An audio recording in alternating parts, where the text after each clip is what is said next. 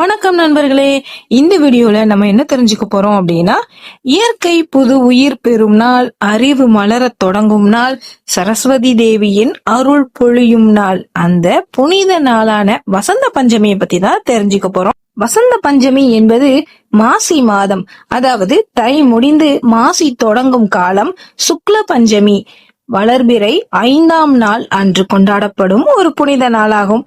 இந்த நாளே வசந்த காலத்தின் தொடக்கமாக கருதப்படுகிறது. வசந்தம் என்றாலே மலர்கள் மலரும் காலம், இயற்கை புது பொலிவு பெறும் காலம், மகிழ்ச்சி, புத்துணர்ச்சி, நம்பிக்கை ஆகியவற்றின் அடையாளம். அதனால்தான் வசந்த பஞ்சமி புதிய தொடக்கங்களுக்கான நாள் என்று சொல்லப்படுகிறது. இந்த நாள் கல்வி, ஞானம், கலை, இசை, இலக்கியம் ஆகியவற்றின் தெய்வமான ஸ்ரீ சரஸ்வதி தேவிக்கு மிகவும் உகந்த நாளாகும். அறிவின் வெளிப்பாடு தொடங்கிய நாள், அறியாமை நீங்கி ஞானம் மலரும் நாள், குழந்தைகளுக்கு கல்வி ஆரம்பிக்க சிறந்த நாளாகும். பல இடங்களில் வித்யாரம்பம், அக்ஷராபியாசம் போன்ற கல்வி தொடக்கங்கள் இந்த நாளில் செய்யப்படுகின்றன. புராணங்களின்படி பிரம்மா இந்த உலகை படைத்த போது அது அமைதியற்றதாகவும் சத்தமில்லாததாகவும் இருந்ததாம். அப்போது அவர் வாக்கு, ஞானம், நாதத்தின் வடிவமான சரஸ்வதி தேவியை உருவாக்கினார். சரஸ்வதி தேவி தன் வீணையை மீட்டியவுடன் உலகிற்கு ஒளி, அறிவு, ஒழுங்கு கிடைத்ததாக உவமையாக கூறப்படுகிறது. அந்த தெய்வீக நிகழ்வை நினைவு கூறும் நாளே வசந்த பஞ்சமி என்றும் நம்பப்படுகிறது. வசந்த பஞ்சமியில் மஞ்சள் நிறம் மிக முக்கியமானது.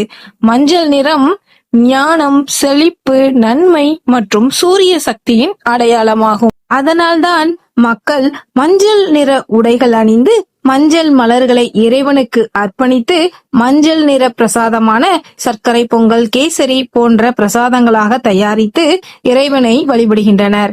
ராபி பயிர்கள் செழித்து வளரும் காலம், கடுகு பூக்கள் மஞ்சளாக பூத்து குலுங்கும் நேரம், இயற்கை முழுவதும் புது உயிர் பெறும் காலம். அதனால் விவசாயிகளுக்கும் இந்த நாள் மிக சிறப்பான நாளாகும்.